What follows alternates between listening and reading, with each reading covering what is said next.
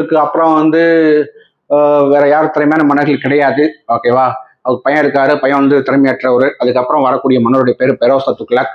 இந்த பெரோசா துக்ளக் தான் முக்கியமான மன்னரா வந்து வரலாற்றுல அதுக்கடுத்த மன்னரா பதிவாகிறாரு.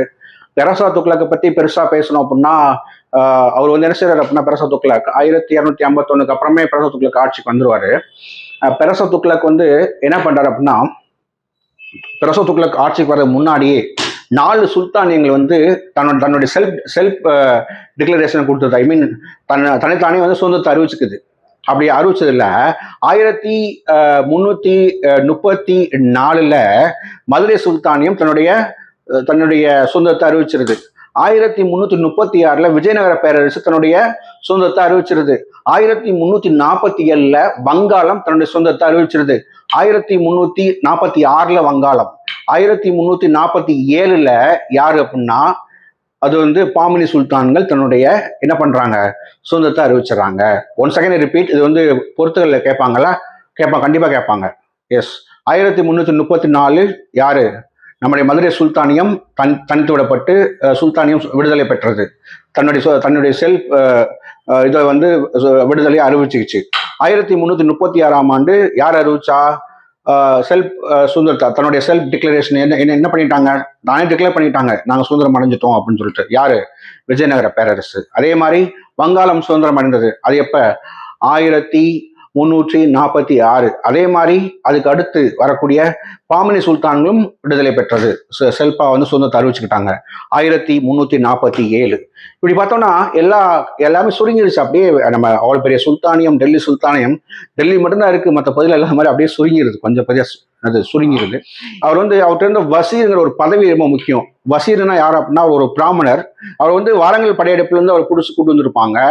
அவருக்கு வந்து கானி ஜஹான் மக்பெல் அப்படின்னு பேர் வச்சு அவரை வந்து பிரதம அமைச்சரா வச்சிருப்பாங்க. முதலமைச்சர் சொல்றோம் இல்லையா, நம்ம அமைச்சர் பதவியும் கொடுத்து தன்னுடைய அரியணையில வச்சிருப்பாரு. யார் அப்படின்னா நம்முடைய பெரோசா துக்ளக். வசீர் பதவி கொடுத்து வச்சிருப்பாரு பெரோசா துக்ளக். அவருக்கு இன்னொரு பேர் இருக்கு, அந்த கூட்டு வந்தாங்க இல்லையா கானி ஜஹான் மக்பெல், அவருக்கு இன்னொரு பட்ட பேர் இருக்கு. அந்த பேர் வந்து கண்ணு அப்படின்னு சொல்லுவாங்க. அவருக்கு கீழே வந்து என்னன்னா 2000 பெண்களோட அடிமைகள் காணப்பட்டாங்க. பெண்கள் அடிமைகளாக காணப்பட்டனர் அவருக்கு கீழே. இந்த வசீருங்கிற அமைச்சருக்கு கீழே 2000 பெண்கள் அடிமைகளாக காணப்பட்டனர் அப்படின்னு சொல்றாங்க. ரைட். இவருடைய பெரோசா துக்ளக் காலத்துல பார்த்தோம்னா பூரா அடிமைகளா இருப்பாங்க. நிறைய அடிமைகள் அதிகம் இருக்கக்கூடிய காலம், நேரம் இது அப்படின்னா நம்முடைய பெரோசா துக்ளக்குடைய காலம் தான் அப்படின்னு சொல்ல முடியும். பெரோசா துக்ளக்கோட கட்டுமானங்கள் மிக பிரசித்தி பெற்ற கட்டுமானங்கள் நிறைய இருக்கு. இந்த துக்ளக் வம்சத்திலேயே கொஞ்சம் கட்டுமானங்களை பத்தி பேசணும் அப்படின்னா நம்ம யாரை பத்தி தான் பேச முடியும்? பெரோசா துக்ளக் பத்தி தான் பேச முடியும். அவர் 2 முக்கியமான கால்வாயில கட்டியிருக்காரு. அந்த கால்வாயில முக்கியமான ஃபர்ஸ்ட் கால்வாய் என்ன அப்படின்னா ஹான்சி, அது எங்க இருக்குன்னா சட்லஜ் நதிக்கரையில இருக்கு. இன்னொரு கால்வாய்க்கு பேர் ஹிசார், அது எங்க இருக்கு அப்படின்னா யமுனா நதிக்கரையில இருக்கு.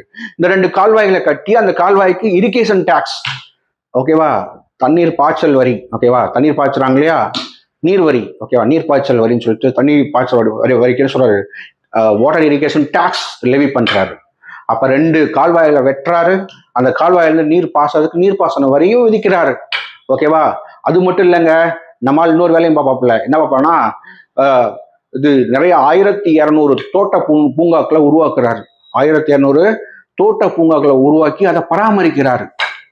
அந்த பராமரிக்கிற பணி யாரெல்லாம் செய்யுது? பெரோசா துக்ளக் தான் பண்றாரு. ஓகேவா. ரைட்.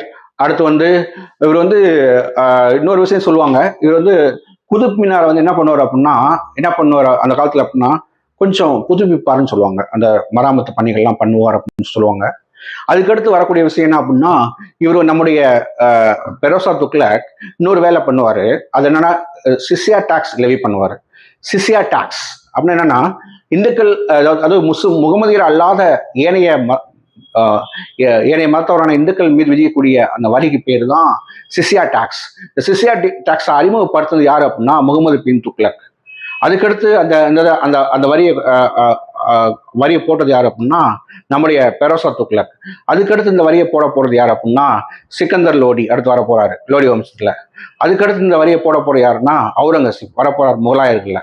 இந்த 4 பேருமே சிசியா டாக்ஸை ரொம்ப தீவிரமாக வந்து லெவி பண்ணவங்க. யாராரு?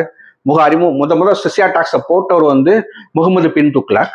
அதுக்கடுத்து யார சொல்றோம்? சிசியா டாக்ஸ் அந்த வார்த்தை வந்தா அதுக்கடுத்து நம்ம சொல்ல போறது பெரோசா துக்ளக். அதுக்கடுத்து நம்ம யாரை சொல்ல போறோம்? சிக்கந்தர் லோடி. அதுக்கடுத்து நம்ம யாரை சொல்ல போறோம்? அவுரங்கசீப். இதுல 3 பேர் டெல்லி சுல்தானை சேர்ந்தவங்க, ஒரு ஆள் மட்டும் யார் சேர்ந்தவங்க? முகலாயர்ல வருவாங்க. இதுல முக்கியமா இன்னொருத்தர் இருக்காருங்க. அதாவது யார் அப்படின்னா, இதுல அக்பர் இடையில வருவாரு. அவர் வந்து சிசியா டாக்ஸை ஒழிச்சவர்னு சொல்லுவாங்க. அப்போ சிசியா டாக்ஸை லெவி பண்ணதுல அந்த 4 பேரும், சிசியா டாக்ஸை ஒழிச்சதுல அந்த ஒரு ஆளும் வருவாங்க அப்படிங்கிறது தான் முக்கியமான உண்மை. ரைட்டுங்களா? ரைட். இவருடைய நினைவாக கட்டப்பட்டதான் பெரோசா கோட்லா அப்படிங்கிற ஒரு பெரிய ஸ்டேடியம். எங்க கட்டிருக்காங்கன்னா டெல்லியில கட்டியிருப்பாங்க. இப்ப அந்த பெரோசா கோட்லாங்கிற ஸ்டேடியம் இப்ப என்னவா மாறி இருக்கு அப்படின்னா அருண் ஜெட்லி ஸ்டேடியம் அப்படின்னு சொல்லிட்டு மாறி இருக்கு. நம்முடைய பழைய பினான்ஸ் மினிஸ்டர் சாருடைய நினைவாக அது என்ன மாறி இருக்கு? அருண் ஜெட்லி ஸ்டேடியம் அப்படின்னு பேரு மாறி இருக்கு. ரைட். ஸோ இதான் அவரை பற்றிய விஷயங்கள். இந்த பெரோசா துக்ளக் 2 முக்கியமான துறைகளை நிறுவினார். திவானி ஹைரத்.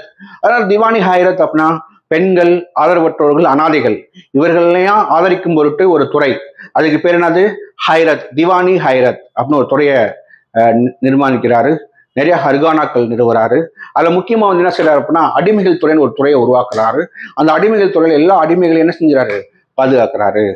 ஒரு கட்டத்தில் நோய்வாய்ப்பட்டு யார் இறந்துறாருன்னா பெரோசா துக்ளக் இறந்துறாரு. ஓகேவா? அதுக்கடுத்து வரக்கூடியவர் தான் முகமது நசுருதீன் ஷா அப்படின்னு ஒருத்தர் வராரு. பெரோசா துக்ளக்கோட பையன் நினைக்கிறேன், பையன்தான் வராரு. இவர் காலத்துல வந்து இவர் பெயரளவுல மன்னனா இருக்காரு. ஒரு பெரிய ஒரு திறம்பற்ற மன்னன் கிடையாது. இந்த காலத்துல ஒரு முக்கியமான ஒரு படையெடுப்பு நடக்குது 1398. யாரோட படையெடுப்புனா தாமூரின் படையெடுப்பு, தைமூரின் படையெடுப்பு. இந்த தாமூரின் என்ன சொல்றாரு அப்படின்னா தன்னை வந்து ஒரு நான் வந்து ஒரு செங்கிஸ்கானோட வழித்தோன்றல் அப்படின்னு சொல்றாரு. ஓகேவா? செங்கிஸ்கானும் சரி, நம்ம தைமூரும் சரி, 2 பேரும் கொடுங்கோலர்கள், பயங்கர கொடூரமானவனுங்க. இந்த 2 பேருமே பயங்கர கொடூரமானவனுங்க. ஓகேவா? அந்த மாதிரி யாரும் இறக்கம் எதுக்குமே இடம் கொடுக்காத ஒரு காட்டு மிராண்டி இது இன்வைடர்ஸ். ஓகேவா? அதனால இவங்க 2 பேர் பேரை கேட்டாவே நடுங்குவானுங்க மற்ற நாட்டுல. அந்த அளவுக்கு 2 பேருமே கொடுங்கோலர்கள். யாராரு? செங்கிஸ்கான். செங்கிஸ்கான் ஒரு நம்ம நாட்டுக்கு, நம்ம இந்தியாவுக்குள்ள வந்திருந்தா இந்தியாவோட கிறிஸ்டியை பரட்டி போட்டிருப்பாப்புல. ஓகேவா? But Timur வந்தாப்புல. தைமூர் வந்துட்டு ஒரே விஷயம், தைமூர் வந்து எல்லா அரண்மனையில உள்ள எல்லாத்தையும் வெட்டி போட்டு என்ன பண்ணிட்டு போவான் தெரியுமா? அப்படியே அந்த ஆசனத்துல உட்காந்து ஒரு கொக்கரிப்பா ஒரு சிரிப்பு சிரிச்சுட்டு என்னென்ன செல்வங்கள்லாம் அங்க இருக்கோ எல்லாத்தையும் ஆட்டையை போட்டு என்ன செஞ்சுருவாரு? எல்லாத்தையும் அள்ளிக்கிட்டு திருப்பி எங்க இருந்து வருவார்? அவரு சாமர்கண்டு மேற்காசிய பகுதியிலிருந்து வந்திருப்பாரு. அதே இடத்துக்கு போயிடுவார். யாரு? அந்த தைமூர் போயிடுவாரு. ஆனா போகும்போது சும்மா போனான் அந்த மனுஷன். தன்னுடைய ரெப்ரசன்டேட்டிவ் ஒருத்தர் நீங்க உட்கார வச்சுட்டு போவான். எப்படி கோரி போகும்போது முகமது பின் துக்ளக் உட்கார வச்சுட்டு போனாரோ, முகமது பின் துக்ளக் சாரி குப்து ஐபக்கை உட்கார வச்சுட்டு போனாரோ, அது மாதிரி என்ன சொல்றாங்க, இவர் யார உட்கார வச்சுட்டு போறாரு அப்படின்னா கிசிர்கான் அப்படின்னு சொல்லிட்டு ஒருத்தனை வச்சுட்டு உட்கார வச்சுட்டு போறாரு. யாரோட ரெப்ரசன்டேட்டிவ்? கிசிர்கான். தைமூரின் ரெப்ரசன்டேட்டிவ் கிசிர்கான். தைமூரோட ரெப்ரசன்டேட்டிவான கிசிர்கான் தான் அடுத்த வம்சத்துடைய நிறுவனர். அடுத்த வம்சம் என்ன படிக்க போறோம்? படிக்க போற வம்சத்தோட பேர் என்ன அப்படின்னா சையது வம்சம். இந்த சையது வம்சத்தோட நிறுவனர் யாரு? கிசிர்கான். இந்த கிசிர்கான் யாரு அப்படின்னா தைமூரோட ரெப்ரசன்டேட்டிவ். ரைட். தைமூர் வந்து எந்த நோக்கில நம்ம படையெடுத்து வந்தாரு? நம்ம இந்தியாவை ஆளணும்னு நினைச்சுலாம் அவர் படையெடுத்து வரல. அப்புறம் எதுக்கு படையெடுத்து வந்தாரு அப்படின்னா தைமூர் வந்ததோட நோக்கம் நம்முடைய வளங்களை சூறையாட, நம்முடைய வளங்களை சூறையாட. தங்கங்கள், வைடூரியங்கள் எது இருந்தாலும் தூக்கிட்டு போயிடுவாங்க. ஓகேவா? அதுக்காக தான் வருவாங்க, வந்து எடுத்துட்டு போயிடுவாங்க. ஸோ இந்த மாதிரி கொடுங்கோலர்கள் படையெடுப்புலாம் எதுக்கு நடக்குது அப்படின்னா சூறையாடலுக்காக நடக்கும், ஆட்சிக்காக நடக்காது. இந்த பகுதியை ஆட்சி செஞ்சு அந்த பகுதியை தன்னுடைய ஆளுமைக்குள்ள கொண்டாடுனா வரமாட்டாங்க. எதுக்கு வந்தாங்க? சூறையாடிட்டு போகணும். போகும்போது இப்பா நான் அந்த நாட்டை பிடிச்சிட்டேன், நீ கொஞ்சம் பார்த்துக்க, நான் அங்கிருந்து ஆட்சி செய்யறேன்னு சொல்லிட்டு போயிடுவாங்க. ஒரு காலத்துல தைமூர் இறந்த பின்னாடி என்ன பண்றாரு கிசிர்கான்? நான் தான் இனிமேல் அரசேன்னு சொல்லிட்டு என்ன சொல்றாரு? டிக்ளேர் பண்ணிக்கிறாரு. அப்புறம் ஆட்டோமேட்டிக் என்ன வம்சம் ஆரம்பிச்சிருது. அதுக்கப்புறம் ஆரம்பிக்கிற வம்சம் தான் என்ன வம்சம்? சையது வம்சம். ஓகேவா? சையது வம்சத்தை அடுத்த கிளாஸ்ல நம்ம சையது வம்சத்தையும் லோடி வம்சத்தையும் சேர்த்து பார்த்து ஒரே தான் முடிச்சிடலாம். அதுக்கப்புறம் மொத்தமா இந்த டெல்லி சுல்தானோட அட்மினிஸ்ட்ரேஷன் ரிஃபார்ம்ஸ்லாம் எப்படி இருந்துச்சு அப்படிங்கிறத ஒரு சின்ன ஸ்டோரியா முடிச்சிட்டோம்னா இந்த பாடம் முடிவடையும். அப்ப நான் இப்ப என்ன முடிச்சிருக்கேன் அப்படின்னா, 1 செகண்ட் ரிப்பீட். நான் எங்க ஆரம்பிச்சேன் அப்படின்னா, நான் ஆரம்பிச்ச பகுதி எங்க அப்படின்னா, எங்க இருந்து ஆரம்பிச்சேன் அப்படின்னா துக்ளக் வம்சத்துல ஆரம்பிச்சேன். ரைட். துக்ளக் வம்சத்துல யார் வந்தா ஃபர்ஸ்ட்? கியாசுதீன் துக்ளக். அவரு துக்ளக்காபாத் நகரத்தை நிர்மாணித்தார். அதுக்கடுத்து நான் யாரை பத்தி பேசினேன்? முகமது பின் துக்ளக். முகமது பின் துக்ளக்குடைய பட்ட பெயர் என்ன? ஜூனா கான். ஜூனா ஃபர்ஸ்ட் படையெடுப்பு என்ன? வாரங்கல் படையெடுப்பு. வாரங்கல் படையெடுப்பான காக்கத்திய மன்னருடைய படையெடுப்பு. ஓகேவா? பிரதாபர் உத்தர தேவன். ஓகேவா? அதுக்கடுத்து இவர் அரியணை ஏறுறாரு. இவர் செஞ்ச 3 முட்டாள்தனமான மாற்றங்கள் என்ன? ஒண்ணு என்ன பண்றாரு? தலைநகர் டெல்லியில